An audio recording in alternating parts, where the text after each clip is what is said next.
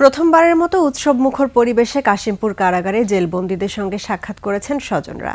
ঈদ উপলক্ষে সকাল থেকেই কারাগারে বন্দীদের সঙ্গে দেখা করতে যান তারা। এই সময় কারা কর্তৃপক্ষ তাদের ফুল আর শরবত দিয়ে বরণ করে নেন। বাসা থেকে রান্না করা খাবার ভোগান্তি ছাড়াই বন্দীদের কাছে পৌঁছে দেওয়া হয়। ভিন্ন ভিন্ন বুথের মাধ্যমে খাবার ও নগদ টাকা গ্রহণ করা হয়। এভাবে বন্দীদের সাথে সাক্ষাৎ করতে পেরে খুশি স্বজনরা। কর্তৃপক্ষ বলছে, নতুন এই আয়োজনের মাধ্যমে স্বজন ও কারাবন্দীদের দীর্ঘদিনের দুর্ভোগ নিরসন হয়েছে।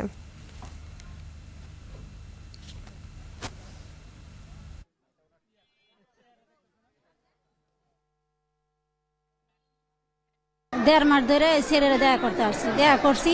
লিলি হালাল বিউটি সোপ, বিএসটিআই কর্তৃক সনদপ্রাপ্ত দেশের প্রথম হালাল বিউটি সোপ। দীপ্তিময় উজ্জ্বল ত্বকের জন্য।